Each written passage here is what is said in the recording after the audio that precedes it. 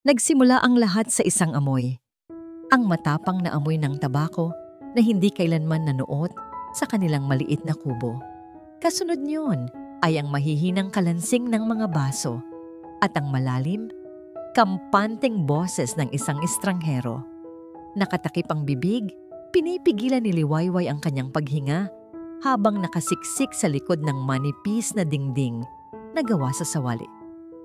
Sa kanyang edad na 14, alam na niya ang kaibahan ng tunog ng kasiyahan at ng tunog ng isang transaksyon. At ang naririnig niya ngayon ay hindi isang pagdiriwang. Ito ay isang bentahan. Gaya ng napag-usapan dakam natin, 10 matatabang baka at ang titulo ng lupang nasa kanluran. Wika ng boses na yon, ang boses ni Don Lucio Montenegro. Ang pangalan pa lang ay nagdudulot na ng kaba sa buong baryo Agos Dilim. Siya ang may-ari ng halos lahat ng bagay na nakikita ng kanilang mga mata. Narinig ni Liwayway ang pag-ubo ng kanyang ama, si Tatay Kadyo. Isang malaking karangalan, Don Lucio. Pero? Ang salitang yon ay binitawan ni Don Lucio na parang isang bato, mabigat at walang emosyon. May pag-aalinlangan ka pa ba, Kadyo? Ang alok kong ito ay higit pa sa sapat para mabago ang inyong buhay. Katahimikan. Si Liwayway ay napapikit ng mariin. Pakiramdam niya ay umiikot ang kanyang munting mundo. Bakit narito si Don Lucio? Ano ang kailangan nito sa kanila? At pagkatapos, narinig niya ang pangungusap na umasak sa lahat. Lahat ng iyan, patuloy ni Don Lucio, ay kapalit ng kamay ng inyong anak, si Liwayway. Isang matalim na kirot ang tumusok sa puso ni Liwayway. Ang hangin ay tila ninakaw mula sa kanyang mga baga. Hindi maari. Ipinagpalit siya para sa lupa at mga hayop. Naramdaman niyang nanlamig ang kanyang mga kamay at paa. Ito ang dahilan kung bakit pinagsuot siya ng kanyang ina ng pinakamaganda niyang damit kanina. Ito ang dahilan kung bakit may nakahandang pagkain na hindi nila karaniwang natitikman. Hindi ito isang pagbisita, isa itong pag-inspeksyon. Maya-maya, narinig niya ang pag-alis ng kanilang bisita. Ang tunog ng mamahaling sapatos sa natuyong putik, ang pagsara ng pinto ng sasakyan, at ang papalayo nitong ugong. Mabilis siyang tumakbo pabalik sa kanyang maliit na silid. Isang espasyong kasya lamang para sa isang manipis na banig at isang maliit na baul. Humiga siya at nagtalukbong ng kumot, nagkukunwaring tulog na tulog, kahit pa ang kanyang puso ay kumakaripas sa loob ng kanyang dibdib. Bumukas ang pinto. Pumasok ang kanyang ina, si Alonsina, na may dalang gasera. Ang liwanag nito ay lumikha ng mga gumagalaw na anino sa dingding. Wayway, mahinang tawag nito. Hindi sumagot si Liwayway. Umupo si Alonsina sa gilid ng kanyang banig. Naramdaman ni Liwayway ang paglubog nito. Hinaplos ng ina ang kanyang buhok. Isang haplos na dati nagbibigay sa kanya ng kapanatagan. Ngunit ngayon ay parang nagpapataw ng isang sumpa. Alam kong gising ka, anak, sabi ni Alonsina sa mahinahong tinig. At alam kong narinig mo. Dahan-dahang inalis ni Liwayway ang kumot sa kanyang mukha. Sa malamlam na liwanag ng gasera, nakita niya ang pagod sa mga mata ng kanyang ina. Pero wala siyang nakitang pagsisisi. Tanging isang matigas na determinasyon. Inay, totoo po ba? Nanginginig niyang tanong. Ibibigay niyo ako sa kanya? Tumango si Alonsina. Ito ang pinakamabuti para sa ating lahat, Liwayway. Hindi mo ba naiintindihan? Mawawala na ang mga utang natin. Magkakaroon tayo ng sarili nating lupa. Hindi mo na kailangang magutom. Pero paano ang pag-aaral ko, inay? Halos pabulong na, sabi ni Liwayway, habang namumuo ang mga luha sa kanyang mga mata. Ang sabi niyo, susuportahan niyo ako. Malapit ko nang makuha ang scholarship. Sabi ng teacher ko, kaya kong maging abogado balang araw. Isang mapait na nangiti ang gumuhit sa labi ni Alonsina. Abogado?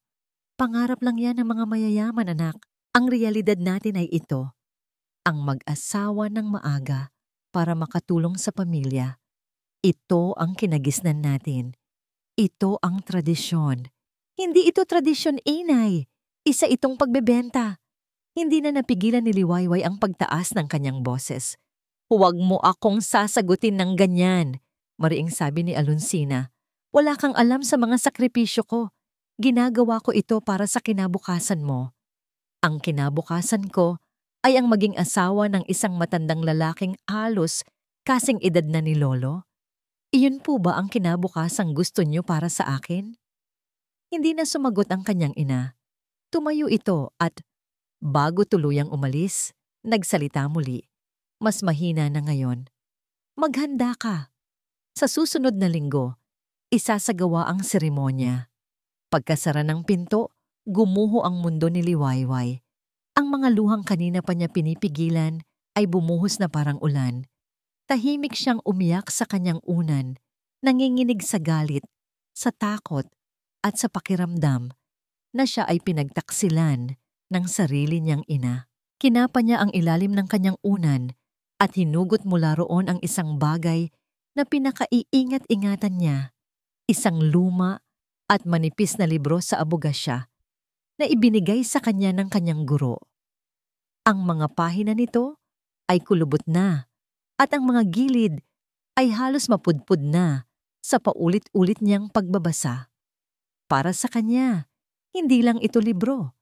Ito ang kanyang pangarap, ang kanyang pag-asa, ang kanyang tiket para makaalis sa Barrio Agos Dilim. Habang yakap-yakap ang libro, ang tanging yaman na mayroon siya, narinig niyang muli ang mahinang usapan mula sa kabilang silid, ang kanyang ama at ina. Sigurado ka ba rito, Alonsina? Tanong ng kanyang ama. Ang boses ay puno ng pag-aalala. At doon, narinig ni Liwayway ang isang bagay na hindi niya malilimutan habang siya'y nabubuhay. Ang boses ng kanyang ina, basag sa isang hikbi na pilit itinatago. Wala tayong magagawa, Kadyo, bulong nito. Wala tayong pagpipilian. Utang na dugo ito. Utang na dugo. Isang utang na hindi mababayaran ng pera. Naramdaman ni Liwayway ang paggapang ng yelo sa kanyang mga ugat. Ano man ang ibig sabihin ng mga salitang iyon, isa lang ang naging malinaw sa kanya. Hindi lang siya ipinagpalit. Siya ang kabayaran. Ang mga sumunod na araw ay parang isang mahabang panaginip na ayaw magising ni Liwayway. Ang bawat pagngiti ng kanyang ina ay tila isang tabing na nagkukubli sa kanilang kasunduan. Ang bawat pag-iwas ng tingin ng kanyang ama ay isang malakas na sigaw ng pagkakasala. Ang hangin sa loob ng kanilang kubo ay naging mabigat, puno ng mga salitang hindi masabi at ng isang katotohanang nakakabingi. Isang hapon, habang siya ay nag-iigib ng tubig sa balon, dumating muli ang sasakyan ni Don Lucio. Ngunit sa pagkakataong ito, hindi lang ito basta huminto sa harap ng kanilang bahay.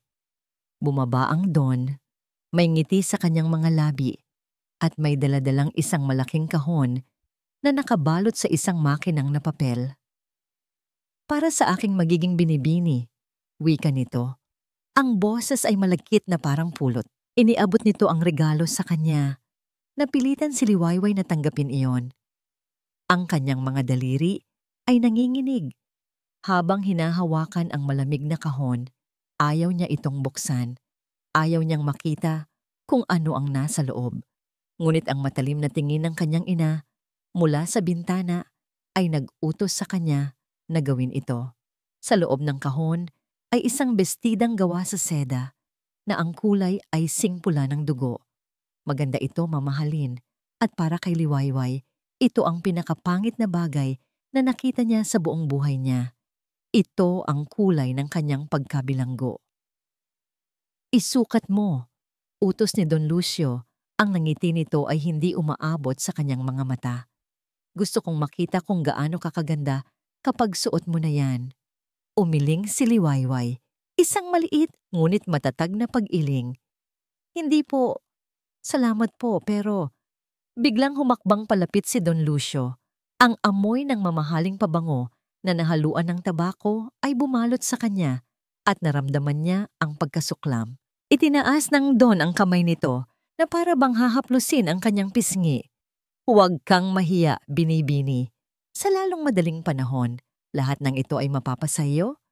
Sa isang iglap, napaatras si Liwayway na parang napaso. Ang kanyang katawan ay gumalaw bago pa man makapag-isip ang kanyang utak. Ang pandidiri ay mas malakas kaysa sa kanyang takot. Nakita niya ang pagbabago sa mukha ni Don Lucio, isang saglit na pagkayamot na mabilis ding napalitan ng isang mapanuring ngisi. Isang mailap na usa, sabi nito sa sarili, bago tumalikod at bumalik sa sasakyan. Mas masarap hulihin. Nang gabing iyon, habang ang buong baryo ay nahihimbing sa ilalim ng kumot ng kadiliman, isang desisyon ang nabuo sa puso ni Liwayway, isang desisyong matigas pa sa bato.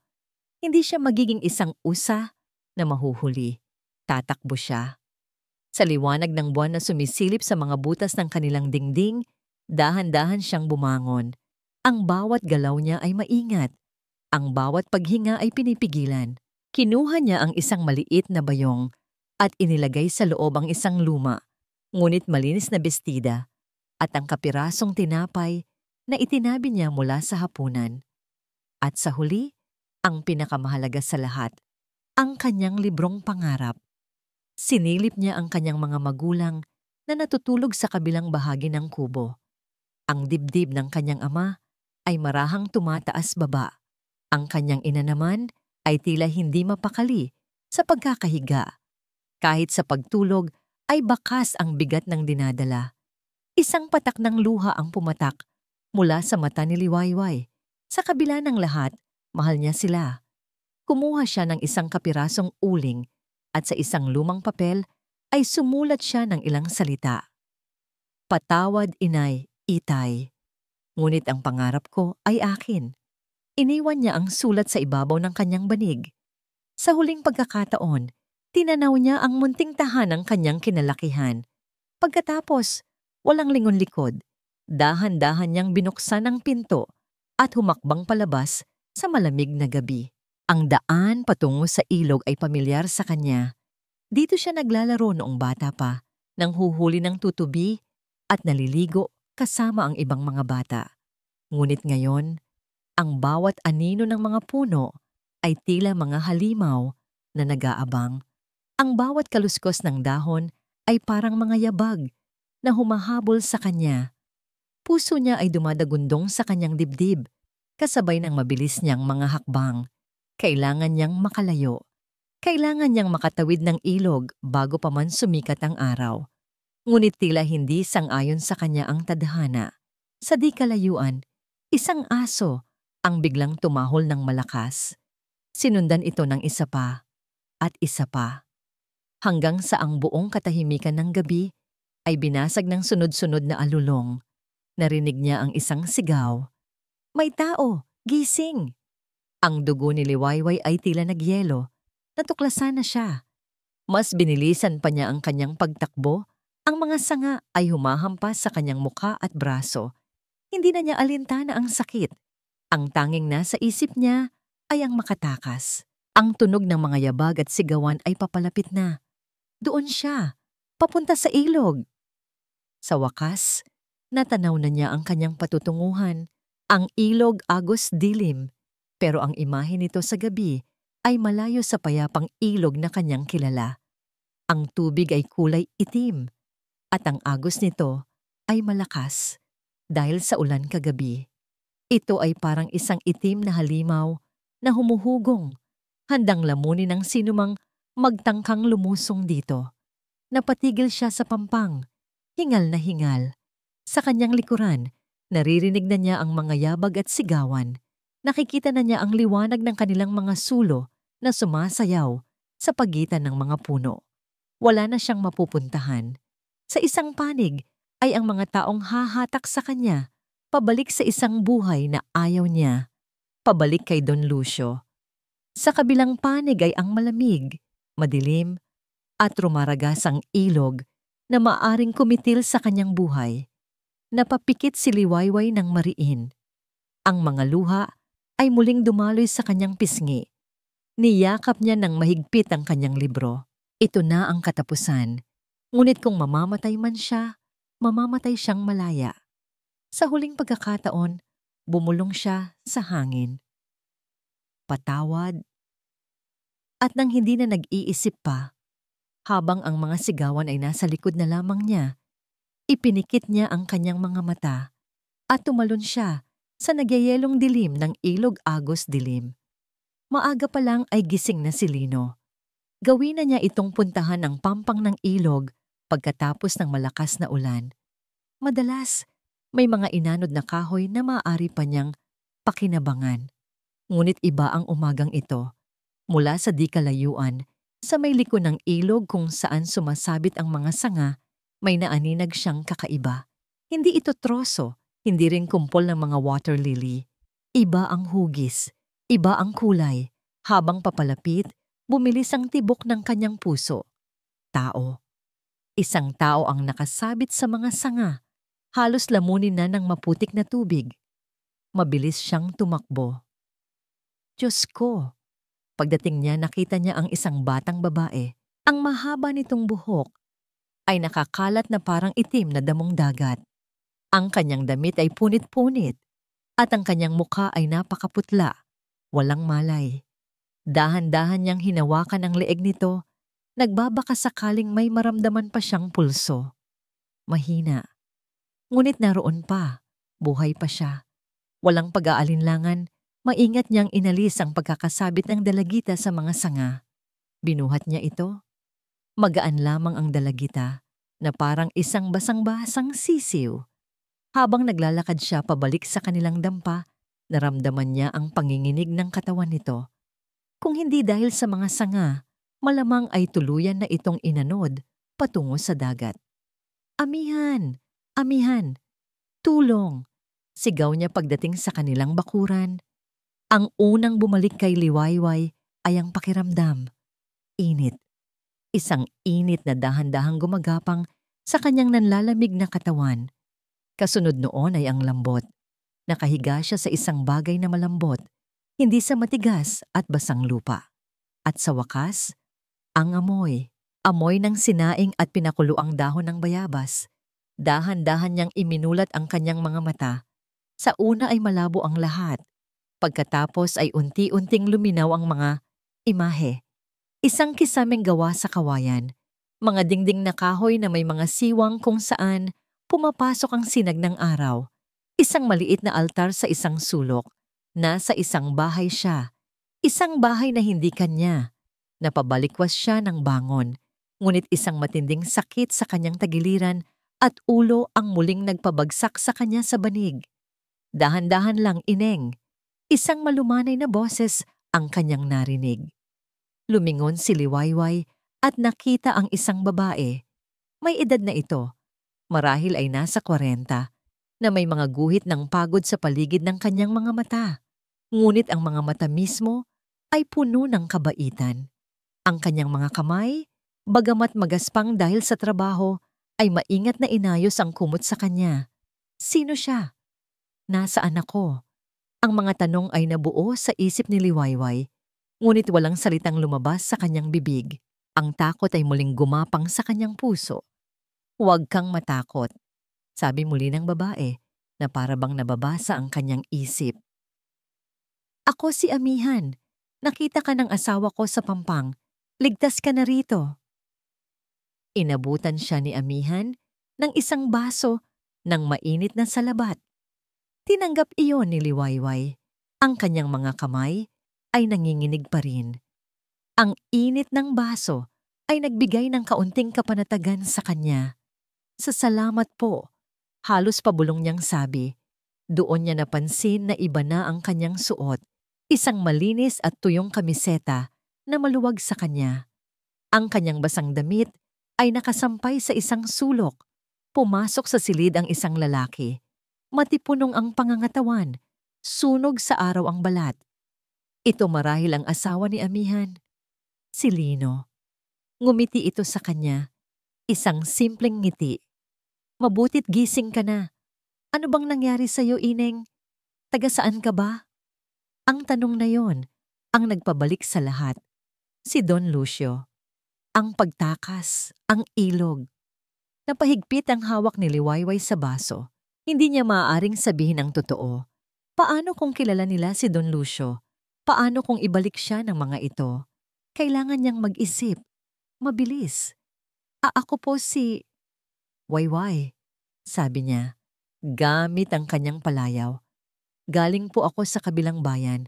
Dinalaw ko po sana ang aking tiyahin pero inabutan po ako ng malakas na ulan kagabi. Naligaw po ako at nadulas sa may ilog. Hindi ko na po maalala ang iba. Ito ang pinakamagandang kasinungalingan na kaya niyang gawin sa mga sandaling iyon. Nagkatinginan ng mag-asawa. Hindi nagsalita si Lino. Si Amihan naman ay umupo sa tabi niya at hinawakan ang kanyang kamay. Ang palad nito ay mainit. Ganoon ba? Mahinang sabi ni Amihan. Hindi siya nito pinilit na magsalita pa. Tinitigan siya nito. Isang titig na tila tumatawid sa kanyang mga salita at nakikita ang totoong sugat sa loob. Huwag kang mag-alala. Pwede kang manatili rito hanggat gusto mo hanggang sa lumakas ka. Ang lugar na ito ay ang Sansinag. Malayo-layo ito sa kabihasnan. Sa mga salitang iyon, naramdaman ni Liwayway ang isang bagay na matagal na niyang hindi naramdaman, ang pakiramdam na ligtas.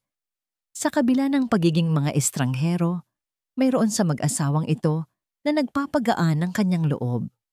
Ang pagod at sakit mula sa kanyang pagtakas ay biglang bumuhos sa kanya. Bumigat ang kanyang mga talukap. Bago siya tuluyang makatulog muli, narinig niya ang mahinang bulong ni Amihan. Magpahinga ka na, anak. Anak, ang salitang iyon ay tumagos sa kanyang puso. Kinagabihan, habang mahimbing na natutulog si Liwayway, nag-usap ang mag-asawa sa labas ng silid. Ang kanilang mga boses ay halos pabulong na lamang. Kawawang bata, sabi ni Lino, habang nakatanaw sa natutulog na dalagita. Anong klaseng mga magulang ang hahayaan ng kanilang anak na mapunta sa ganyang sitwasyon? Hindi agad sumagot si Amihan. May kinuha itong isang lumang pitaka mula sa isang baul. Mula sa loob, maingat niyang inilabas ang isang kupas at lukot-lukot na litrato. Pinagmasdan niya ito sa ilalim ng liwanag ng gasera. Pagkatapos ng ilang sandali ng pananahimik, nagsalita siya sa isang tinig na puno ng kasiguraduhan at isang emosyong matagal nang kinikimkim. Siya na nga, Lino. Bulong niya sa kanyang asawa habang ipinapakita ang litrato. Kamukhang-kamukha niya ang nasa lumang litrato. Lumipas ang mga taon na parang agos ng ilog na naghatid kay Liwayway sa Sansinag. Mabilis, hindi napapansin, at nagiiwan ng malaking pagbabago. Ang payat at takot na dalagitang natagpuan sa Pampang ay unti-unting namukadkad sa ilalim ng pag-aaruga ni na Amihan at Lino. Sila ang naging kanyang nanay at tatay sa gawa at sa puso. Ang Sansinag ang naging kanyang kanlungan at ang pag-aaral ang naging kanyang sandata. Ang mahiyaing si Wayway ay naging si Liwayway di Magiba, ang pangalang buong pagmamalaki niyang isinusulat sa bawat papel ng pagsusulit. Sa unang araw niya sa elementarya, naramdaman niya ang tingin ng ibang bata, ang bulungan tungkol sa batang inanod. Ngunit sa bawat medalya na kanyang isinasabit, sa bawat pagkilala na kanyang natatanggap, ang mga bulungan ay napalitan ng paghanga. Ang gabi para sa kanya ay hindi lamang para sa pamamahinga. Sa ilalim ng liwanag ng isang debateryang lampara, habang ang buong Sansinag ay tahimik na, si Liwayway ay gising na gising. Ang luma niyang libro sa abogasya ay laging nasa tabi niya, paalala ng isang pangarap na hindi niya kailanman binitawan. Ang bawat pahina na kanyang binabasa ay isang hakbang palayo sa agos dilim at isang hakbang palapit sa katarungan. Nang siya ay magtapos ng high school bilang valedictorian, ang mga luha ng pagmamalaki sa mga mata ni na Amihan at Lino ay mas maningning pa kaysa sa medalyang nakasabit sa kanyang leeg. Siya ang kanilang itinuring na binhi. At ngayon, Nagsisimula na itong mamunga. Dumating ang araw na pinakahihintay niya, isang sulat mula sa isang kilalang unibersidad sa Maynila. Isang scholarship. Isang buong scholarship sa kolehiyo ng abogasya. Ang papel na yon ay nanginginig sa kanyang mga kamay, hindi dahil sa kaba, kundi dahil sa bigat ng tagumpay. Niyakap niya ng mahigpit sina Amihan at Lino, ang kanyang tanging pamilya. Ang pangarap na dati kasing layo ng mga bituin ay abot kamay na niya ngayon, ngunit kasabay ng ligaya ay ang pagbabalik ng pangamba. Ang pag-alis sa Sansinag ay nangangahulugang pagpasok sa isang mas malaking mundo, isang mundong maaaring abot tanaw ni Don Lucio Montenegro. Isang gabi, bago ang kanyang pag-alis patungong Maynila, habang tinutulungan niya si Amihan na magtahip ng bigas, hindi niya napigilang magtanong, "Nanay, hindi po ba kayo natatakot?" Mahina niyang tanong. Itinigil ni Amihan ang pagtatahip at tinitigan siya. "Ang takot ay laging nariyan, liwayway. Pero hindi ito dapat maging isang pader na hahadlang sa'yo. Gawin mo itong isang bato na aapakan mo para maabot ang mas mataas. Pero paano kung mahanap niya ako? Idadamay ko lang po kayo ni Tatay Lino." Hinawakan ni Amihan ang kanyang mga kamay. Ang mga palad nito ay magaspang, ngunit ang haplos nito ay puno ng lambing. "Anak, ang nakaraan ay isang anino. Maaari itong sumunod sa'yo, pero hindi ka nito kayang saktan hanggat nakaharap ka sa liwanag. Ang pag-aaral mo, ang pangarap mong maging abogado, iyan ang iyong liwanag. Huwag mong hayaang talunin ng anino ang liwanag na yan." Ang mga salitang yon ay tumatak sa puso ni Liwayway. Dala ang basbas ni Amihan at Lino, at ang pangakong hindi niya sila bibiguin. Tumulak siya patungong Maynila. Ang buhay sa syudad ay isang bagong mundo. Ang mga gusali ay nagtatayugan na parang mga higante. Ang mga tao ay nagmamadali. Ngunit sa loob ng library ng unibersidad, sa gitna ng katahimikan at ng amoy ng mga lumang libro, nahanap ni Liwayway ang kanyang kapayapaan. Doon, siya ay hindi isang takas. Siya ay isang scholar, isang magiging abogado. Isang hapon, habang siya ay nagbabasa ng mga lumang dyaryo para sa isang case study, isang headline ang pumukaw sa kanyang pansin. "Tribo sa Mindanao, pilit na pinaalis sa lupang ninuno." Bigla siyang kinabahan. Binasa niya ang artikulo. Ito ay tungkol sa isang mayamang korporasyon na umaangkin sa lupa ng isang katutubong komunidad gamit ang mga questionableng titulo. May mga testimonya ng pananakot ng mga aksidenteng hindi malutas. Humigpit ang pagkakahawak niya sa dyaryo. Ang mga pangalan ay iba. Ang lugar ay malayo. Ngunit ang kwento ay pamilyar. Ito ang kwento ng Agos Dilim. Ito ang kwento ng kanyang pamilya. Ang galit na matagal na niyang ibinaon ay muling umusbong, mas mainit, mas matindi. Ito na ang kanyang misyon. Gagamitin niya ang batas para ipagtanggol ang mga walang boses tulad ng kanyang pamilya noon. Sa mga sumunod na linggo, mas lalo pa siyang nagsipag. Ang bawat kasong kanyang pinag-aaralan ay isang pagsasanay. Ang bawat batas na kanyang isinasaulo ay isang bala. Isang gabi, pag-uwi niya sa kanyang dormitoryo, pagod mula sa maghapong pag-aaral, may nakita siyang isang sobre na isiniksik sa ilalim ng kanyang pinto. Walang pangalan ng nagpadala. Walang selyo. Simpleng puting sobre lamang na may nakatiklop na papel sa loob. Nagtaka siya.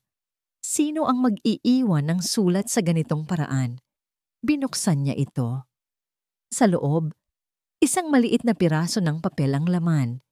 Nakasulat dito sa magaspang na paraan, gamit ang itim na tinta, ang 4 na salitang nagpatigil sa pag-ikot ng kanyang mundo. "Alam namin kung sino ka." Nabitiwan niya ang papel. Ang init ng kanyang katawan ay biglang nawala at napalitan ng nagyayelong takot. Ang 4 na sulok ng kanyang kwarto ay tila lumiit. Ang anino na sinabi ni Nanay Amihan, hindi na lang ito sumusunod. Narito na. Nahanap na siya. Hindi nakatulog si Liwayway ng gabing iyon. Ang apat na salitang iyon ay paulit-ulit na umalingaw-ngaw sa kanyang isipan, isang babalang malamig pa sa hangin ng madaling araw. Alam namin kung sino ka. Sinuri niya ang sulat ng paulit-ulit, hinahanap ang kahit anong palatandaan, isang kakaibang marka sa papel, isang partikular na amoy, ngunit wala. Isa lamang itong malinis at tahimik na banta. Kinabukasan, pumasok siya sa klase na parang isang multo. Ang bawat anino sa pasilyo ay tila nagmamasid sa kanya. Ang bawat estrangherong nakakasalubong niya ay posibleng nagpadala ng sulat. Ang kanyang kanlungan ay biglang naging isang kulungan na puno ng mga matang nakatingin. Ngunit ang takot, gaano man ito kalaki, ay may katapat na galit. Ang galit na naipon sa loob ng maraming taon. Sino sila? Si Don Lucio ba ito? O baka isa lamang itong masamang biro? Kailangan niyang malaman. At sa kauna-unahang pagkakataon, sa halip na tumakbo, nagpasya siyang humarap. Sa halip na pumunta sa library para mag-aral ng mga kaso sa libro, pumunta siya sa archive section. Ang kanyang sandata ngayon ay ang internet at ang mga lumang dyaryo.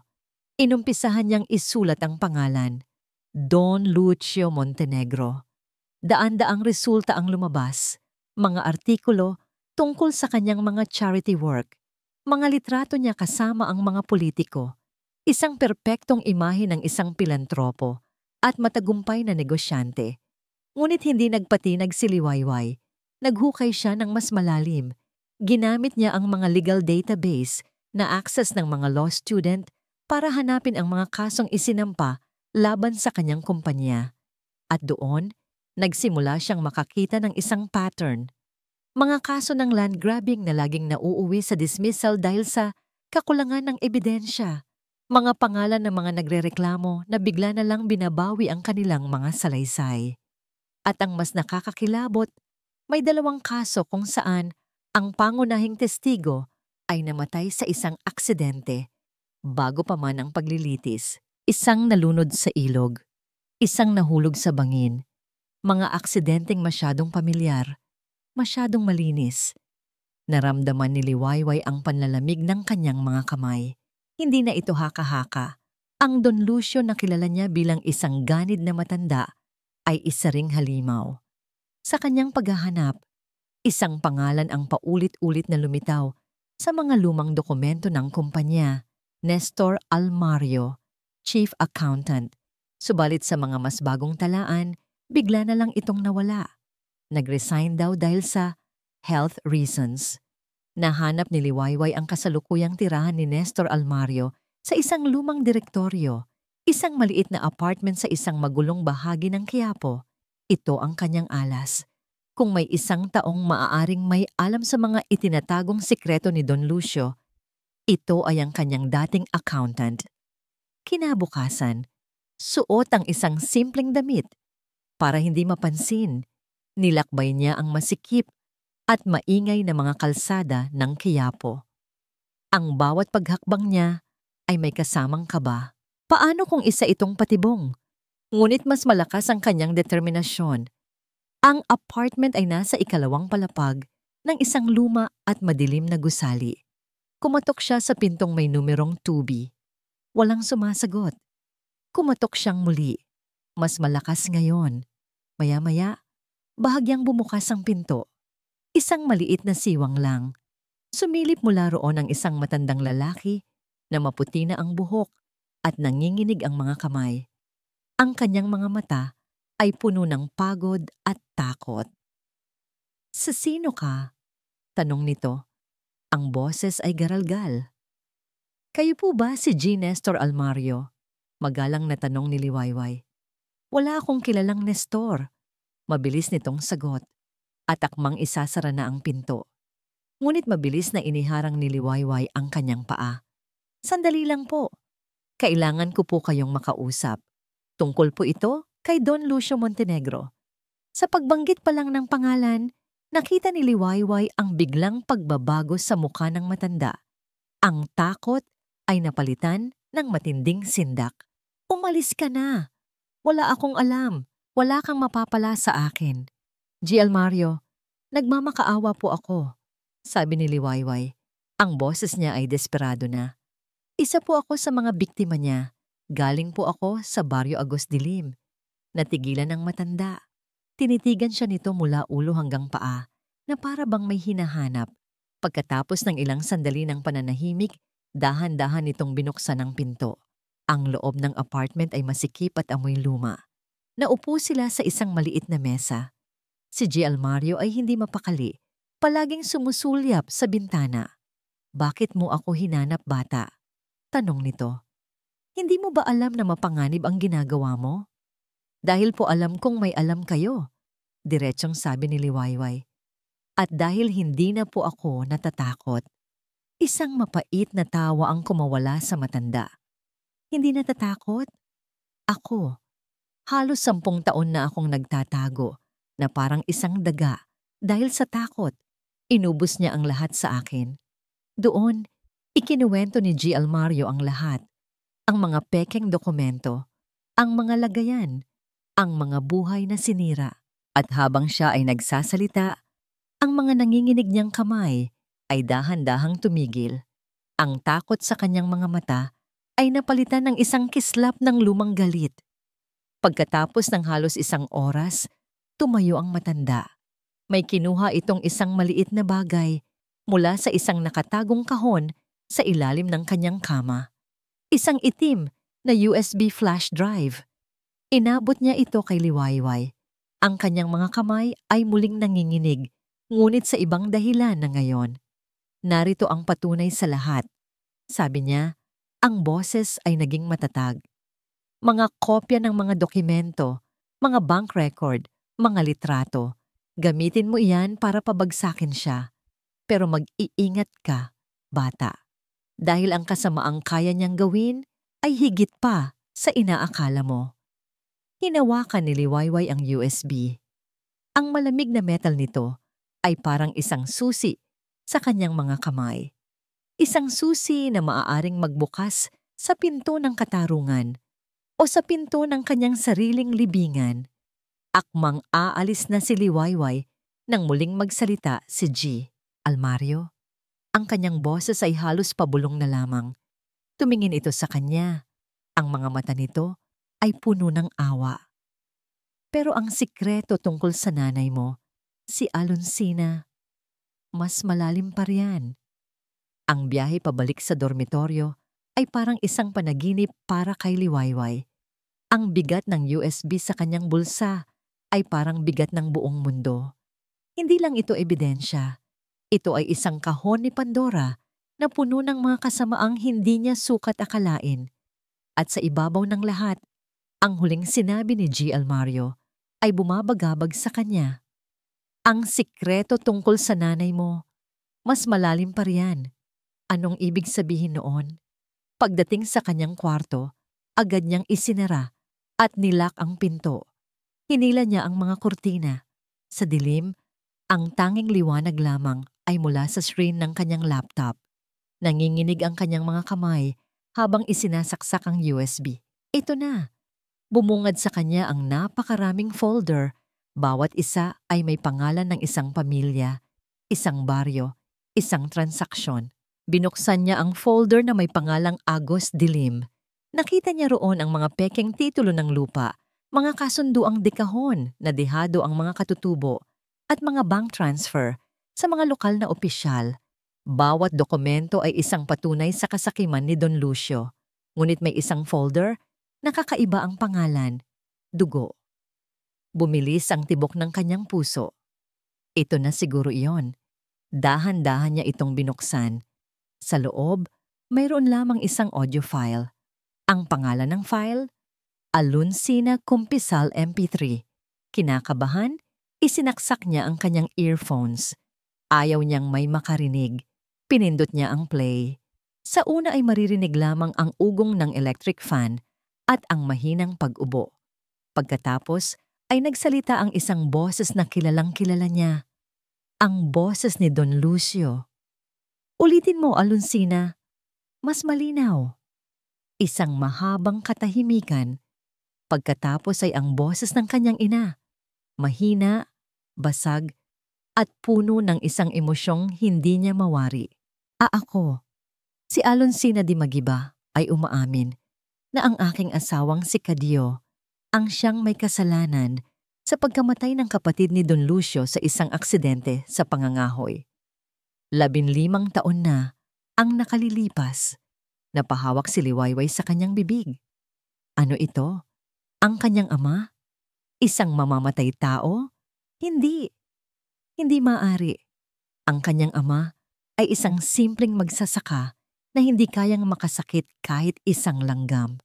Nagpatuloy ang boses ng kanyang ina sa recording. Ngunit, dahil sa kabutihan ng puso ni Don Lucio, ay tinulungan niya kaming itago ang katotohanan. Bilang kapalit, ang aming pamilya ay may habambuhay na utang na loob, utang na dugo sa pamilya Montenegro. Narinig ni Liwayway ang tunog ng pagpirma sa isang papel. Mabuti, sabi ni Don Lucio sa recording, ang boses nito ay puno ng tagumpay. Itago mong mabuti ang kopya mo nito, Alonsina. Isang salita mo lang na maglalagay sa akin sa alanganin. Malalaman ng buong mundo na ang asawa mo ay isang kriminal at sisiguraduhin kong mabubulok siya sa kulungan. Naiintindihan mo? Oo po. Sagot ng kanyang ina, kasabay ng isang pigil na hikbi. Nagtapos ang recording. Nakatulala si Liwayway sa screen ng laptop. Ang mga luha ay umaagos sa kanyang mga pisngi ng hindi niya namamalayan. Ang lahat ay biglang nagkaroon ng kahulugan. Ang mga salitang narinig niya noong gabing iyon. Utang na dugo ito ay hindi isang kasabihan. Ito ay literal. Ang kanyang ina, si Alonsina. Hindi siya isang taksil. Hindi siya isang ina na ipinagbenta ang sariling anak.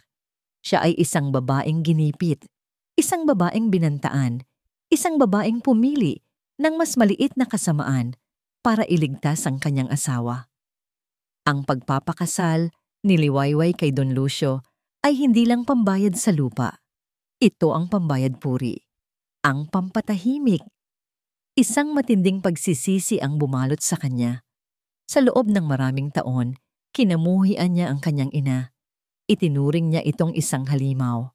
Ngunit ang totoong halimaw ay si Don Lucio na ginamit ang isang kasinungalingan para makuha ang lahat ng gusto niya. Dahil sigurado si Liwayway, isang malaking kasinungalingan ang lahat ng ito. Sa gitna ng kanyang pag-iyak, tumunog ang kanyang telepono. Isang hindi rehistradong numero. Ngunit sinagot niya ito. Hello? Wayway? Ang boses sa kabilang linya ay ang boses ni Nanay Amihan. Ngunit may kakaibang kaba dito. Nanay? Bakit po? Anong nangyari? Anak, nasaan ka? Tanong nito. Kailangan mong mag-ingat. May mga tauhan si Don Lucio na naghahanap sa'yo. Alam na niyang may nag-iimbestiga sa kanya. Natigilan si Liwayway. Paano? Paano niyo po nalaman? Isang malalim na buntong hininga ang narinig niya mula kay Amihan. At pagkatapos, sinabi nito ang isang katotohanang mas gigimbal pa sa narinig niya sa recording. Dahil matagal na naming alam, anak, matagal na naming hinihintay ang araw na ito. Ang tatay Molino, ang pamilya niya ang isa sa mga unang biktima ni Don Lucio. Inagaw nito ang lahat sa kanila. Kaya kami lumipat dito sa Sansinag para magtago. Noong araw na natagpuan ka namin sa ilog, nakilala ka namin mula sa isang lumang litrato na itinago ng biyenan ko. Alam naming isa ka sa mga taga-Agos Dilim. Inalagaan ka namin, pinag-aral, at hinintay na ikaw mismo ang maging sapat na malakas para harapin siya dahil ikaw, Liwayway, ang aming pag-asa. Pagkababa ng telepono, hindi na makagalaw si Liwayway. Ang buong buhay niya, ang buong pagkatao niya, ay binuo pala sa mga pundasyon ng kasinungalingan at mga lihim. Ang kanyang pagtakas, ang kanyang pagkatagpo kina Lino at Amihan. Hindi ito aksidente, ito pala ay tadhana. Isang tadhanang ngayon ay humihingi sa kanya ng paniningil. Bigla, isang malakas na katok ang yumanig sa kanyang pinto. Liwayway Di Magiba, alam naming nariyan ka. Buksan mo ito. Ang boses ay hindi pamilyar, magaspang at mapanganib. Napatingin si Liwayway sa pinto. Pagkatapos ay sa bintana ng kanyang dormitoryo, sa ikatlong palapag, nahanap na nila siya. At sa pagkakataong ito, wala nang ilog na pwedeng takasan. Ang malakas na kalabog sa pinto ay parang putok ng baril sa tahimik na gabi. Sa isang iglap, ang pagkabigla ni Liwayway ay napalitan ng adrenaline. Hinablot niya ang laptop, tinanggal ang USB, at isinilid ito sa pinakaloob na bulsa ng kanyang pantalon. Ito ang buhay niya. Ito ang buhay ng kanyang mga magulang. Hindi niya ito pwedeng pakawalan. Buksan mo ito. Sigaw muli mula sa labas, kasabay ng mas malakas na pagyanig ng pinto. Wala nang oras mag-isip. Tumakbo siya patungo sa bintana. Binuksan ito at lumabas sa makitid na fire escape. Ang malamig na bakal ay dumampi sa kanyang mga paa. Mula sa ikatlong palapag, tanaw niya ang mga ilaw ng syudad, ngunit ang tanging nasa isip niya ay ang kadilimang humahabol sa kanya. Dali-daling ngunit maingat siyang bumaba. Ang bawat hakbang ay may kasamang panalangin na sana'y walang makapansin sa kanya. Pagdating sa isang madilim na eskinita sa likod ng gusali, hindi na siya lumingon pa. Tumakbo siya ng tumakbo, palayo sa dormitoryo, palayo sa mga aninong ipinadala ni Don Lucio. Ang tanging tumatakbo sa isip niya ay ang babala ni Nanay Amihan. Kung nahanap siya rito sa Maynila, paano na sila sa Sansinag? Ang katahimikan sa Sansinag ay laging may kasamang tunog. Ang huni ng mga kuliglig, ang pagaspas ng dahon sa hangin, ang mahinang ungol ng mga hayop sa kulungan. Ngunit ang katahimikang biglang bumalot sa kanilang bakuran ng gabing iyon ay kakaiba, nakakabingi. Napatigil si Amihan sa paghahabi. Maging si Lino ay napatigil sa paglilinis ng kanyang mga gamit sa pagsasaka. Nagkatinginan sila. Isang hindi maipaliwanag na kaba ang biglang kumalat sa kanilang dibdib. At pagkatapos, narinig nila ito. Ang tunog ng sasakyan na huminto sa tapat ng kanilang dampa. Sinundan ito ng malalakas na yabag ng maraming tao. Hindi ito ang yabag ng isang magsasakang pagod. Ito ang yabag ng mga taong may masamang sadya. Bumukas ang kanilang pinto nang walang katok. Pumasok ang tatlong lalaking hindi nila kilala. Ang isa ay may peklat sa muka at ang ngisi nito ay nagpakita ng mga ngiping kulay tabako. "Magandang gabi po," sabi ng lalaking may peklat, ngunit ang tono nito ay puno ng pangungutya. "Naghahanap lang kami ng isang tao, isang dalagita. Pangalan niya'y Liwayway." Walang ganyang pangalan dito," mabilis na sagot ni Amihan, habang si Lino ay tumayo sa kanyang harapan na para bang isang pader na poprotekta sa kanya. Tumawa ang mga lalaki. "Ganoon ba? Baka naman nagkakamali lang kami ng bahay." Nagsimulang maglakad-lakad ang mga ito sa loob ng kanilang munting sala. Bawat hakbang ay may kasamang paninira. Itinumba ng isa ang kanilang plorera.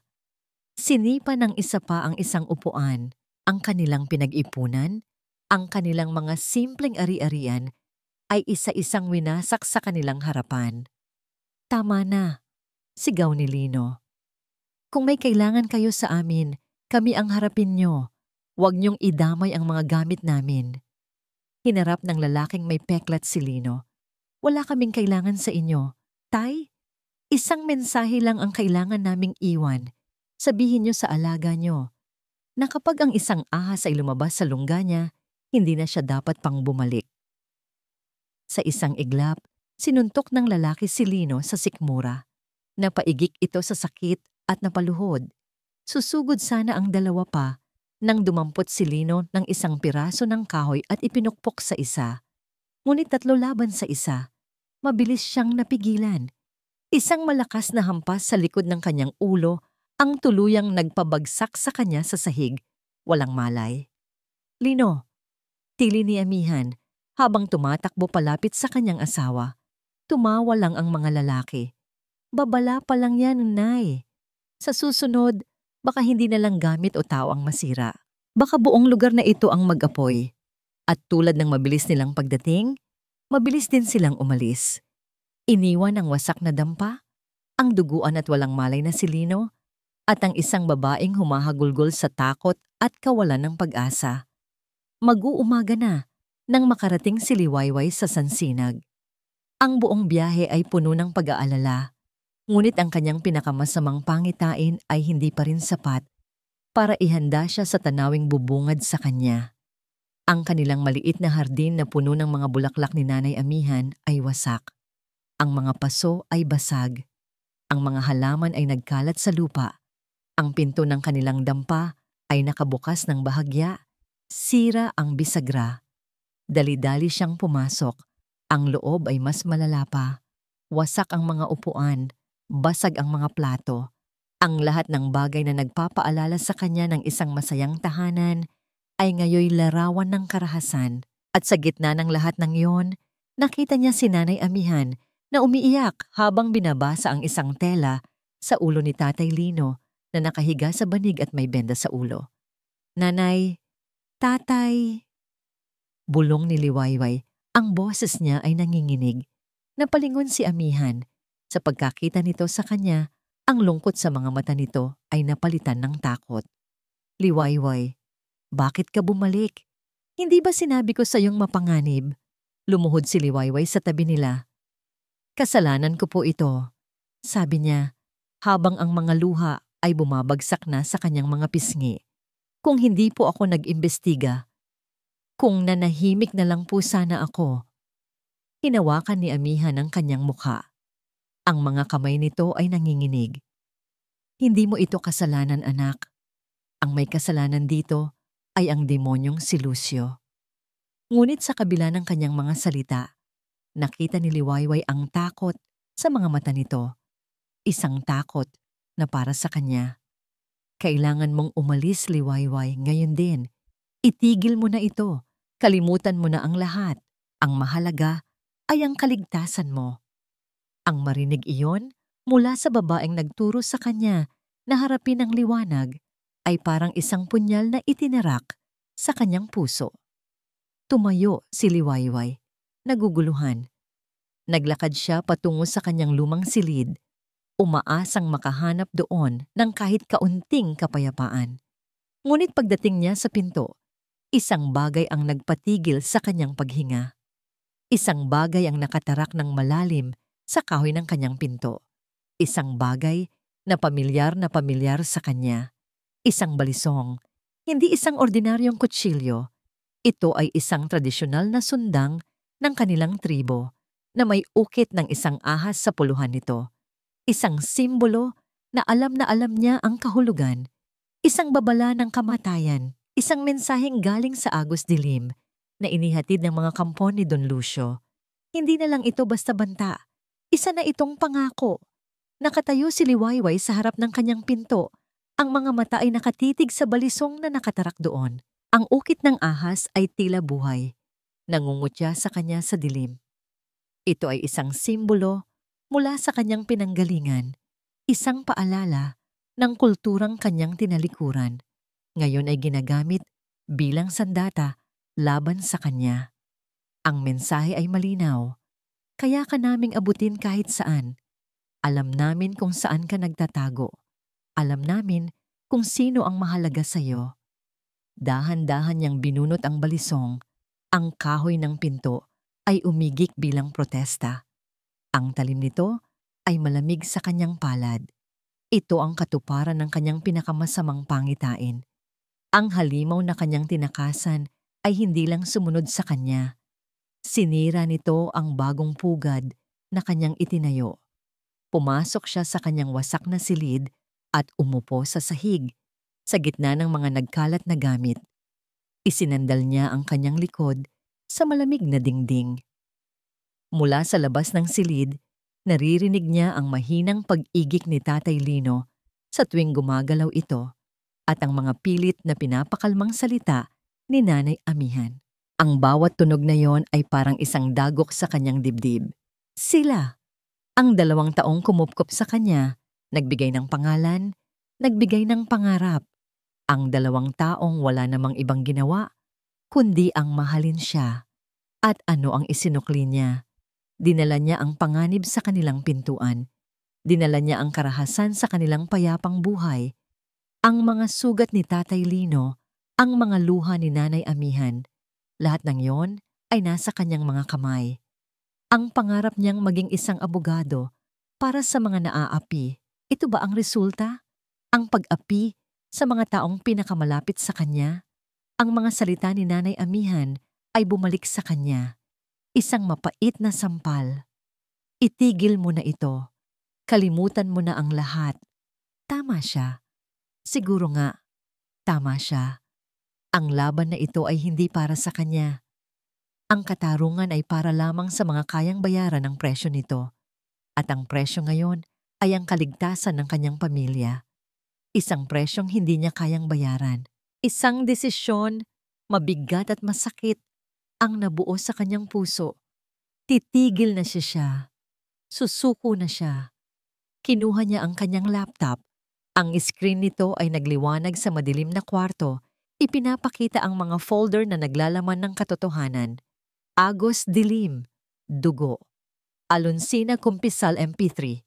Ang mga ebidensyang pinaghirapan niyang makuha, ang mga sikretong magpapalaya sana sa kanyang ina, ay siya ring mga tanikalang gumagapos ngayon sa pamilyang kumupkop sa kanya.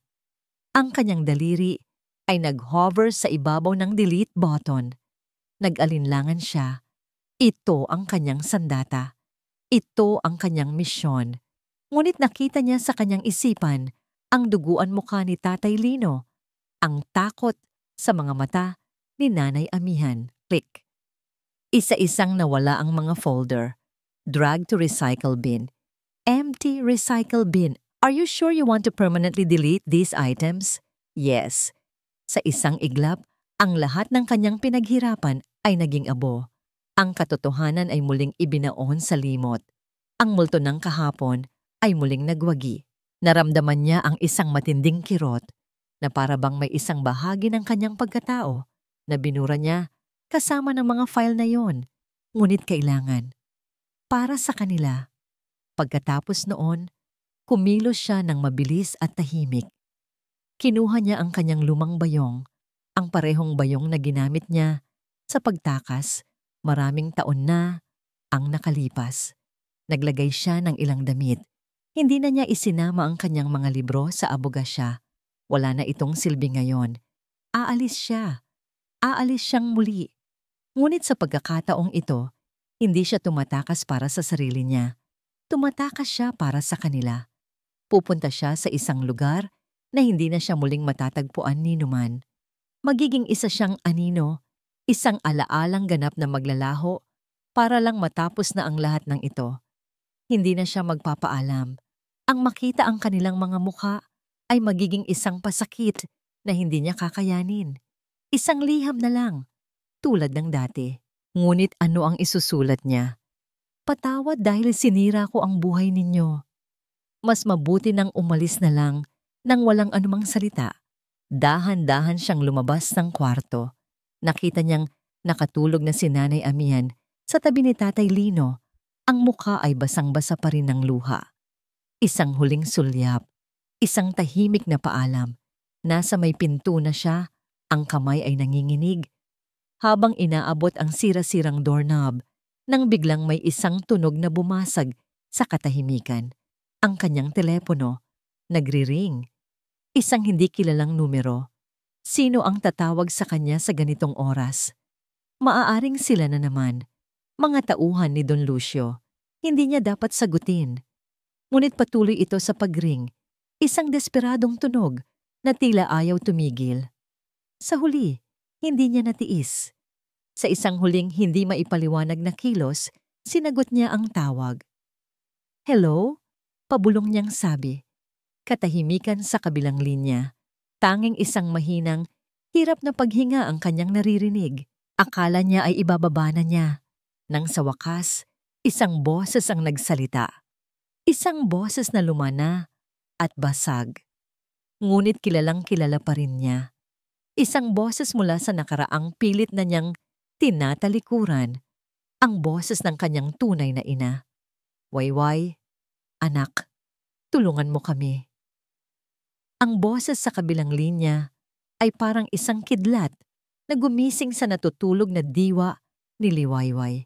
Ang lahat ng plano ng pagtakas, lahat ng bigat ng pagkakasala ay biglang naglaho at napalitan ng isang matinding pagyanig.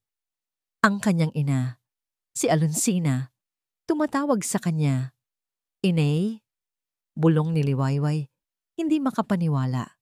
Ang boses na yon, bagamat mahina at puno ng paghihirap, ay naghatid ng isang alon ng mga alaala. Ang haplos nito sa kanyang buhok, ang mga kantang inaawit nito sa gabi, at ang sakit sa mga mata nito noong huli silang magkita. "Wayway, anak," muling sabi ni Alonsina. Ang bawat salita ay tila isang pakikibaka. May narinig si Liwayway na kaluskos sa kabilang linya. "Pinaalis na nila kami, anak, ang lahat. Kinuha na ni Don Lucio ang lahat, ang lupa, ang bahay. Wala na kaming matirhan." "Nasaan po kayo, inay? Nasaan si Itay?" Nag-aalalang tanong ni Liwayway. Isang pigil na hikbi ang narinig niya. "Hindi ko alam kung nasaan ang tatay mo. Kinuha siya ng mga tauhan ni Lucio. Sabi nila, sisingilin na daw ang utang na dugo." "Wayway, natatakot ako." Ang mga salitang iyon, "Tulungan mo kami," ay tumagos sa puso ni Liwayway na parang isang nagbabagang bakal. Ang babaeng nagtulak sa kanya palayo para iligtas ang kanyang asawa ay ngayon humihingi ng tulong. Ang pamilyang kanyang tinalikuran ay nasa bingit ng kapahamakan.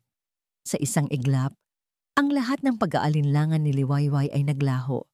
Ang takot na nagpaluhod sa kanya kanina ay dahan-dahang nag-alab at naging isang tapang na hindi pa niya nararamdaman kailanman. Hindi na ito tungkol sa isang pangarap. Hindi na ito tungkol sa paghihiganti. Ito ay tungkol sa pagliligtas. Ibinalik niya ang bayong sa sahig. Lumakad siya pabalik sa sala. Ang bawat hakbang ay mas matatag kaysa dati. Nagising si amihan sa kanyang paglapit. "Liwayway, aalis ka na ba, anak?" tanong nito. Ang mga mata ay puno ng lungkot. Umiling si Liwayway. Tinitigan niya ang kanyang nanay amihan at tatay Lino na ngayoy gising na rin at nakatingin sa kanya. "Hindi po ako aalis," mariin niyang sabi. "At hindi na po ako tatakbo." Lumuhod siya sa harap nila. "Nanay, tatay, patawarin niyo po ako. Tama po kayo. Naging duwag ako. Hinayaan kong talunin ng takot ang lahat ng itinuro niyo sa akin. Pero tapos na po iyon." Huminga siya ng malalim. Tumawag po si inay, ang tunay ko pong ina. Kinuha ni Don Lucio ang lahat sa kanila. Kinuha niya si Itay. Nakita niya ang pagbabago sa mga mukha ni na amihan at Lino. Ang pag-aalala ay napalitan ng isang matigas na determinasyon. Hinawakan ni Lino, sa kabila ng sakit na nararamdaman, ang kamay ni Liwayway. "Ano ang plano mo, anak?" "Kailangan ko pong bumalik sa Agos Dilim," sagot niya. "Pero sa pagkakataong ito, hindi po ako mag-iisa." Kinabukasan, bago pa man sumikat ang araw, may dala ng desisyon si Liwayway. Alam niya na ang mga dokumentong binura niya ay hindi na maibabalik. Ngunit ang katotohanan ay hindi lamang nakasulat sa mga digital na file. Ito ay nakaukit sa puso at alaala ng mga tao. Ang unang pinuntahan niya ay si G. Nestor Almario. Natagpuan niya itong nag-iimpake. Handa nang tumakas muli. "Aalis na ako, bata. Nalaman kong hinahanap ka nila. Ibig sabihin, alam na rin nilang nagkita tayo." Sabi nito, nanginginig. "Kaya nga po ako narito," sabi ni Liwayway. Ang kanyang boses ay kalmado ngunit matatag. "Para hilingin sa inyo na huwag tumakbo. Para hilingin sa inyo na tumayo sa tabi ko." Nagulat ang matanda. "Nababaliw ka na ba? Papatay na nila tayo. Mas gugustuhin ko pong mamatay na lumalaban kaysa mabuhay na nagtatago." Matapang na sagot ni Liwayway. "G. Almario, kayo ang susi. Ang testimonya niyo ang magpapatunay sa lahat ng kasamaan niya. Hindi po para sa akin. kundi para sa lahat ng pamilyang sinira niya. Nakita ni Liwayway ang pagbabago sa mga mata ng matanda, mula sa takot patungo sa pag-aalinlangan, at sa huli, isang kislap ng nawalang dignidad. Ang kanyang sumunod na hakbang ay mas delikado. Gamit ang kaunting perang naipon at sa tulong ni Nalino at Amihan na ibinenta ang ilan nilang alagang hayop, bumalik si Liwayway sa Agos Dilim. Ngunit hindi bilang isang takas. Bumalik siya bilang isang anino. Sa takip ng gabi, isa-isa niyang pinuntahan ang mga pamilyang alam niyang biktima rin ni Don Lucio. Ang mga pamilyang nawalan ng lupa, ang mga pamilyang nabuhay sa takot. Sa una, tinataboy siya. Isinasara ang mga pinto. Walang gustong makinig. Ang pangalan ni Don Lucio ay isang sumpa na bumabalot sa buong baryo. Ngunit hindi siya sumuko.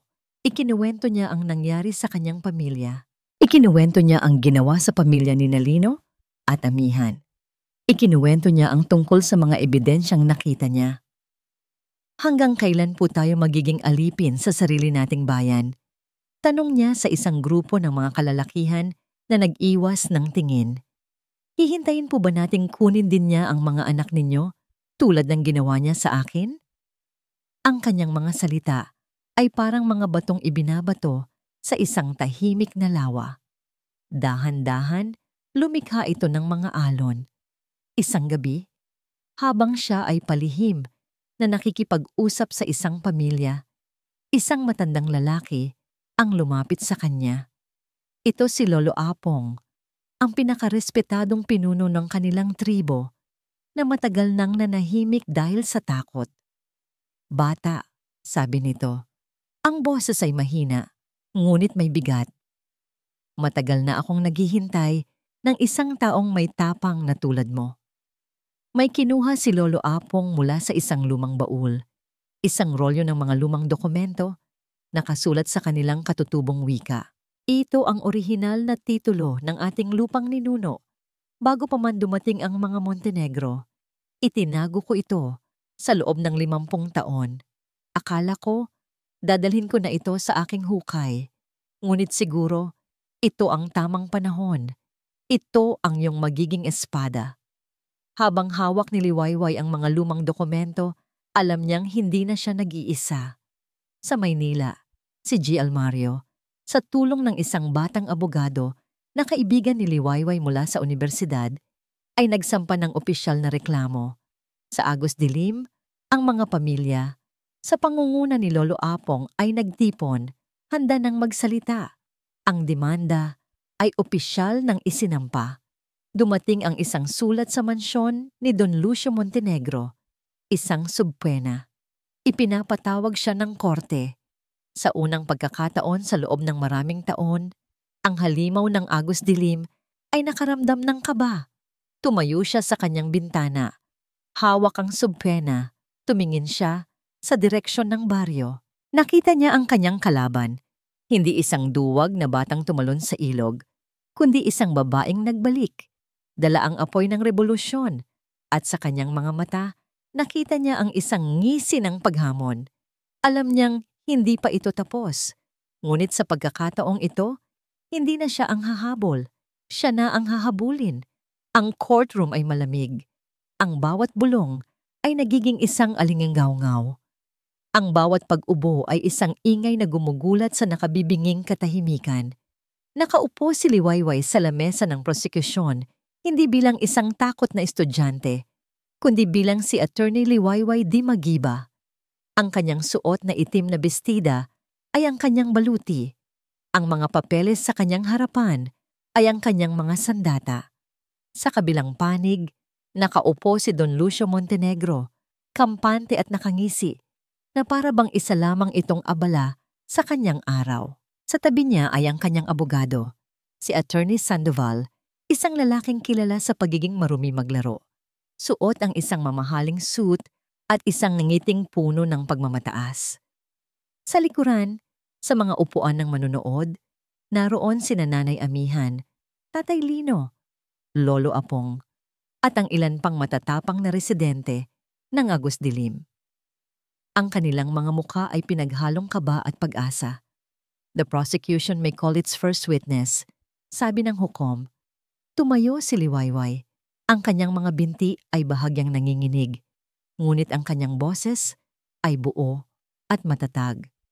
I call to the stand, Lolo Apong, tribal leader of Agos Dilim. Sa tulong ng isang interpreter, isinalaysay ni Lolo Apong ang kasaysayan ng kanilang lupain, ipinakita ang mga sinaunang dokumento na nagpapatunay ng kanilang pagmamay-ari. Sa cross-examination, sinubukan ni Attorney Sandoval na siraan ang kredibilidad ng matanda. Lolo, sabi ni Sandoval sa mapang-uyam na tono. Hindi ba't ang mga papel na yan ay maaari lamang na mga lumang resibo? Paano kami makakasiguro na hindi nyo lang ito gawa-gawa?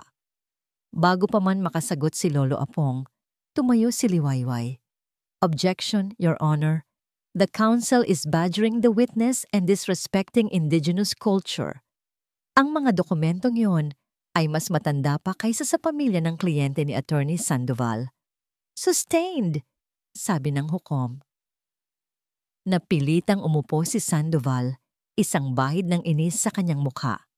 Ang sumunod na testigo ay si G. Nestor Almario. Ang dating accountant ay nanginginig sa simula.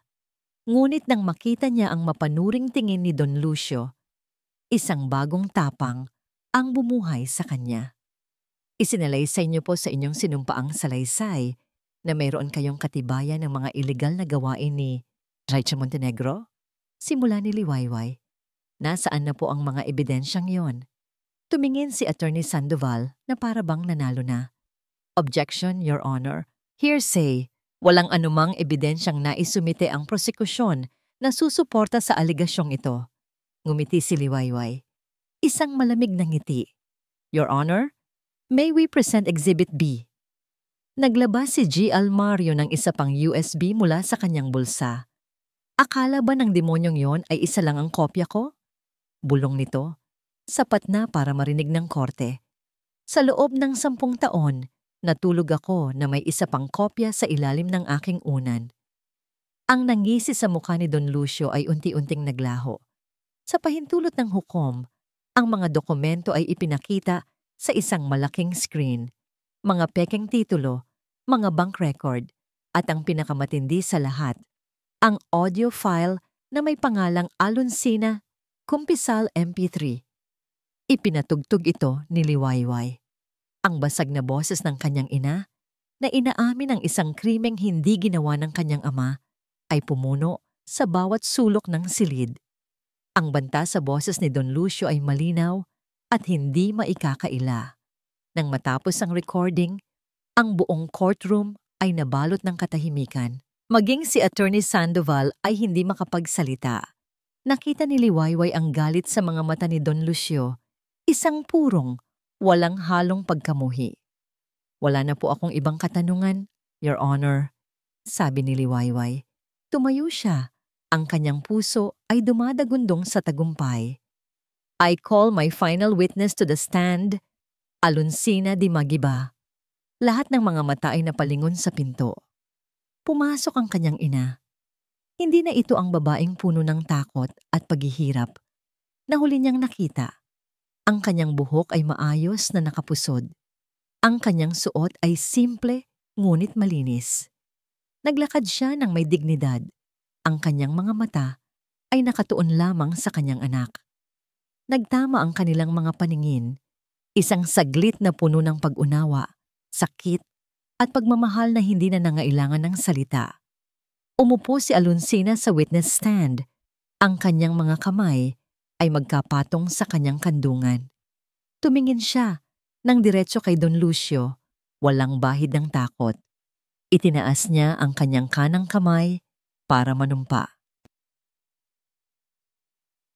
I, Alonsina Di Magiba, do solemnly swear to tell the truth, the whole truth, and nothing but the truth.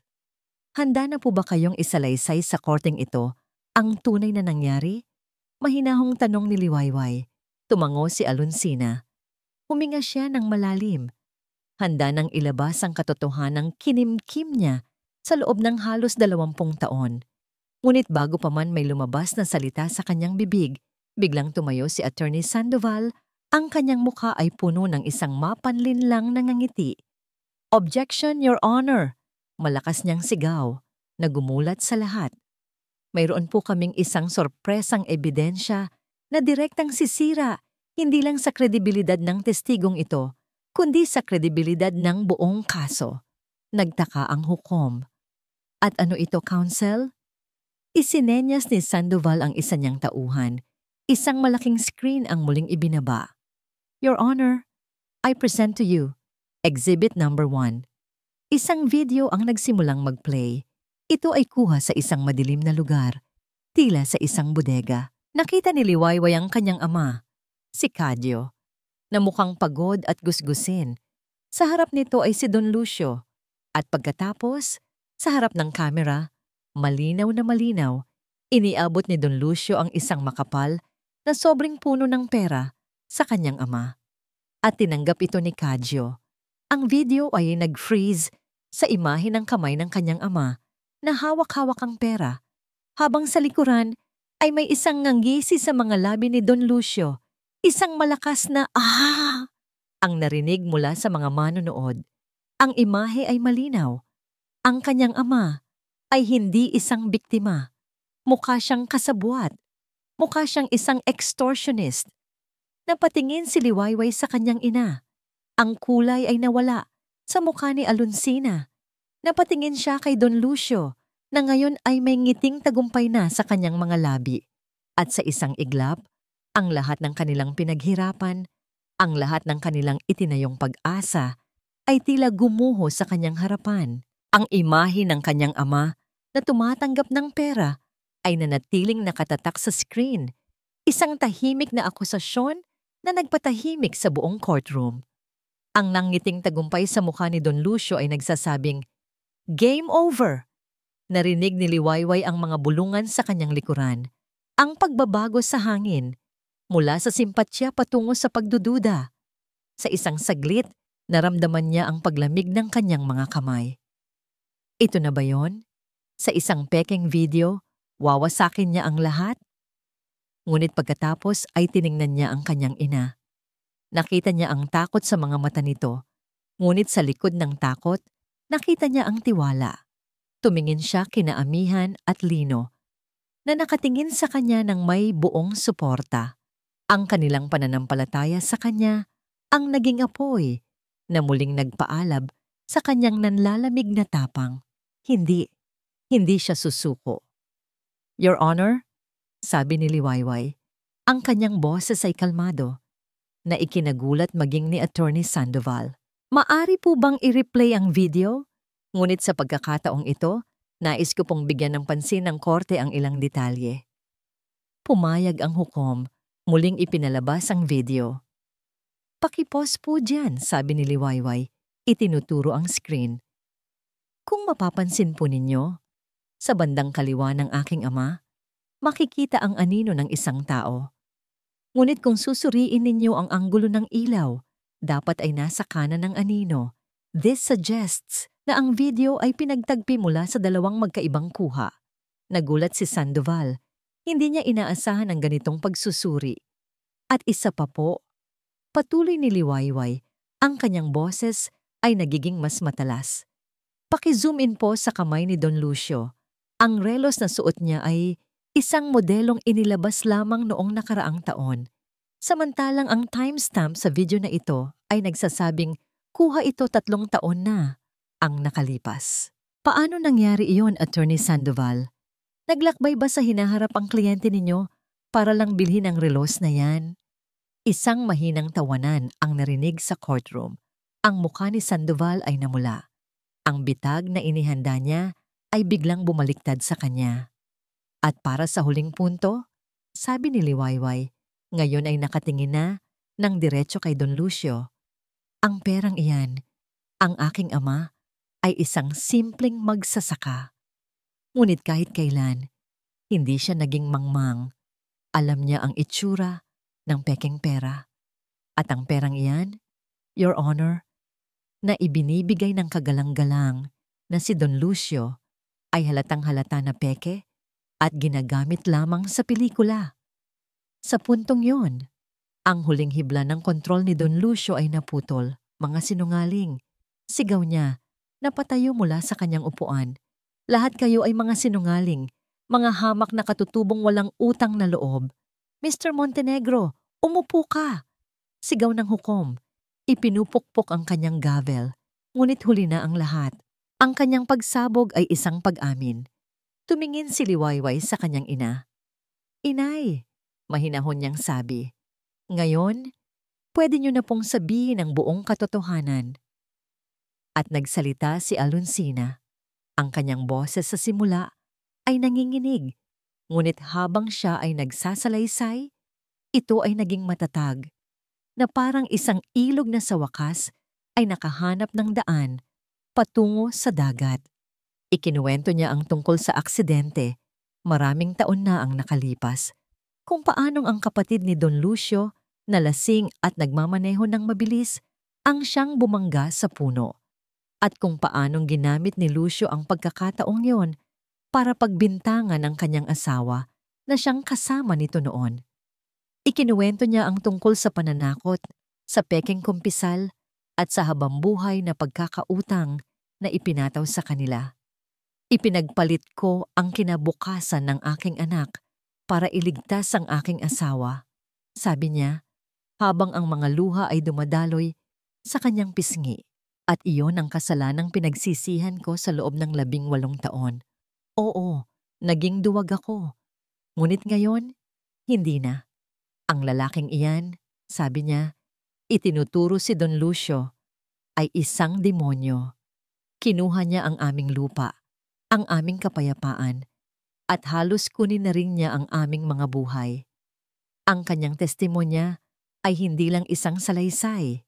Ito ay isang sigaw. Isang sigaw para sa katarungan na narinig ng lahat sa loob ng silid na yon.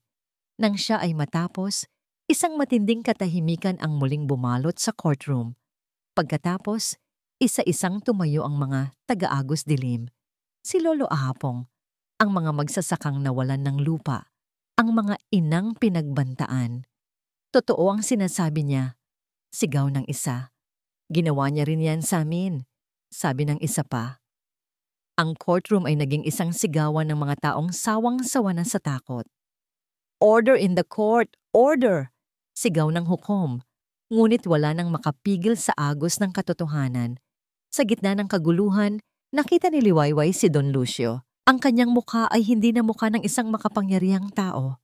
Ito ay ang mukha ng isang halimaw na natanggalan ng maskara. Habang sinusubukan siyang pakalmahin ng kanyang abogado, itinulak niya ito. Papatayin ko kayong lahat. Sigaw niya.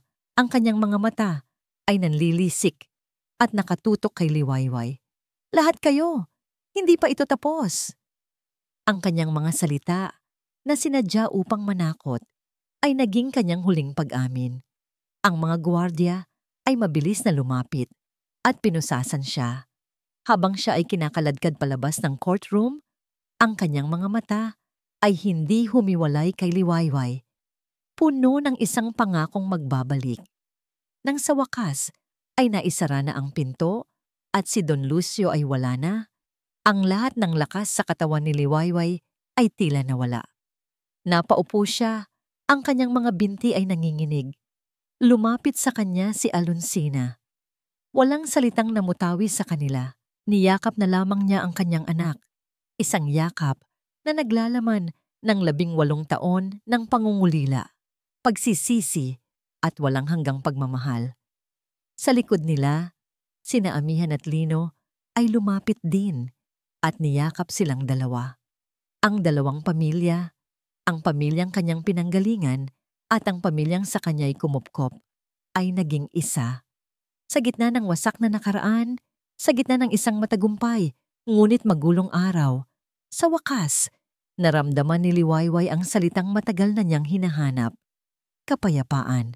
Lumipas ang 1 taon. Ang matinding sigawan sa loob ng courtroom ay napalitan ng payapang hangin sa probinsya. Si Don Lucio Montenegro, matapos ang isang mahabang paglilitis, ay napatunayang nagkasala sa napakaraming kaso, mula sa pamemeke ng dokumento at panunuhol hanggang sa malawakang pangaagaw ng lupa. Ang kanyang pangalan, na dating kinatatakutan, ay naging isang paalala na ang katarungan, bagamat mabagal, ay laging dumarating. Si Liwayway ay bumalik sa Agos Dilim, ngunit hindi na ito ang baryong kanyang tinalikuran. Ang madilim at walang pag-asang lugar ay unti-unting nagkakaroon ng kulay. Sa isang pulong ng komunidad, sa pangunguna ni Lolo Apong, na pagkasunduan nilang palitan ang pangalan ng kanilang baryo. Mula sa Baryo Agos Dilim, ito na ngayon ay opisyal na kinikilala bilang Baryo Liwayway, isang pangalang sumisimbolo sa pag-asa at sa isang bagong simula. Isang maliit na gusali na dating nagsisilbing bodega ni Don Lucio ang ipinagawa at ginawang isang community center. Sa harapan nito, isang simpleng karatula ang nakasabit. Liwayway Legal Aid Center. Libreng tulong legal para sa lahat. Ito ang bagong mundo ni Attorney Liwayway Dimagiba. Ang kanyang opisina ay hindi napapalibutan ng matataas na gusali, kundi ng mga luntiang palayan. Ang kanyang mga kliyente ay hindi mga mayayamang korporasyon, kundi mga magsasaka, mga mangingisda, mga katutubong nangangailangan ng tulong. Dito, sa wakas, natagpuan niya ang tunay na kahulugan ng pagiging isang abogado. Hindi ito tungkol sa pagkapanalo sa mga kaso, kundi tungkol sa pagbibigay ng boses sa mga walang boses. Isang hapon, habang abala siya sa pag-aayos ng mga dokumento, pumasok ang kanyang ina, si Alonsina, na may dalang isang bandihadong mainit na kape at suman. Ang dating bigat sa pagitan nilang dalawa ay napalitan na ng isang magaan at komportableng katahimikan. "Masyado ka nang nagtatrabaho, anak," sabi ni Alonsina habang inilalapag ang pagkain sa kanyang mesa. "Magpahinga ka muna." Ngumiti si Liwayway. "Malapit na po akong matapos, inay. Kamusta po si Itay?" "Ayun, kasama ni Lino sa bukid. Mas masipag pa yata ngayon kaysa noong binata." Natatawang sagot ni Alonsina. Ang kanyang asawa, si Kadyo, matapos mapawalang sala sa lahat ng akusasyon, ay bumalik sa pagiging isang magsasaka. Ngunit ngayon, may ngiti na siyang dala sa bawat pag-uwi. Sa kanilang likuran, dumating sina Amihan at Lino. May dalang isang basket ng mga bagong pitas na gulay. Ang dalawang pamilya ay hindi na magkahiwalay. Sa isang maliit na bahay na itinayo malapit sa sentro, sila ay sama-samang naninirahan. Ang tahanan ni Liwayway ay hindi na lamang isa, kundi dalawa, at ang dalawang iyon ay nag-isa na ngayon. "Tamang-tama ang dating namin," sabi ni Amihan. "Magmeryenda muna tayo." Nagtipon sila sa isang maliit na mesa sa labas ng sentro. Si Alonsina at Amihan ay nag-uusap na parang matagal nang magkapatid. Si Kadyo at Lino naman ay nagpapalitan ng mga kwento tungkol sa kanilang mga pananim. Sa gitna nilang lahat, pinanood sila ni Liwayway. Ang bawat tawa, ang bawat ngiti, ay isang musika sa kanyang pandinig. Ito ang premyo. Ito ang tunay na tagumpay. Higit pa sa anumang panalo sa korte. Pagkatapos ng merienda, naglakad-lakad si Liwayway. Umakyat siya sa isang maliit na burol kung saan tanaw ang buong baryo. Mula roon, nakita niya ang mga batang naglalaro kung saan dating nakatayo ang mga bakod ni Don Lucio. Nakita niya ang mga magsasakang masayang nagaani sa lupang sa wakas ay tunay na sa kanila. Nakita niya ang usok na nagmumula sa mga kusina, isang senyales ng isang payapang hapunan. Ang hangin ay sariwa. Ang langit ay malawak. Kinuha niya mula sa kanyang bulsa ang isang luma at kupas na bagay. Ang kanyang unang libro sa abogasya. Ang librong sumama sa kanya sa pagtakas, sa pagtatago, at sa paglaban. Hinaplos niya ang pabalat nito. Ang pangarap na binuo niya sa loob ng mga pahinang yon ay natupad na. Ngunit ang katuparan nito ay hindi pala ang pagiging isang tanyag na abogado sa syudad. Ang katuparan pala nito ay ang pagbabalik. Ang pagbabalik sa kanyang pinagmulan, hindi para maging biktima, kundi para maging tagapagtanggol.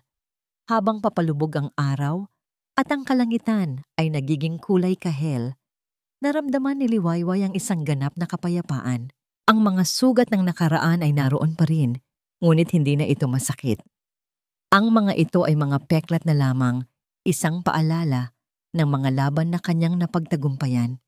Hindi na siya ang batang tumalon sa madilim na ilog. Ang ilog na yon, ang agos dilim, ay naroon pa rin, ngunit hindi na ito isang simbolo ng pagtakas. Ito ay isang simbolo ng paglalakbay. At siya, si Liwayway, ay hindi na isang pangalan lamang, siya ang bagong umaga ng kanyang bayan. At dito po nagtatapos ang ating kwento. Isang salaysay ng tapang, pag-asa at pag-ibig sa pamilya. Ang kwento ni Liwayway ay nagtuturo sa atin na ang tunay na lakas ay hindi nasusukat sa yaman o kapangyarihan, kundi sa tibay ng puso na ipaglaban kung ano ang tama. Gaano man ito kahirap, ipinapaalala rin nito sa atin na ang nakaraan ay hindi isang tanikalang gumagapos sa atin, kundi isang aral na humuhubog sa ating pagkatao para harapin ang mas magandang bukas. Maraming salamat po sa inyong walang sawang pagsubaybay. Sana po ay may napulot kayong aral at inspirasyon sa kwento ni Liwayway. Ano po ang masasabi ninyo sa kanyang pinagdaanan? At anong klaseng kwento naman po ang gusto ninyong marinig sa susunod? I-comment nyo lang po sa ibaba. Hindi dito nagtatapos ang ating paglalakbay. Marami pa pong kwentong kasing ganda at mas puno ng aral dito sa aming channel. Kung nagustuhan nyo ang kwentong ito, i-like, i-share sa pamilya at mga kaibigan, at mag-subscribe na rin para lagi kayong updated sa mga susunod pa naming kwento. I-click nyo ang notification bell para kayo ang unang makarinig kapag may bago kaming upload. Pagpalain po kayo ng Panginoon, kayo at ang inyong buong pamilya. Hanggang sa muli.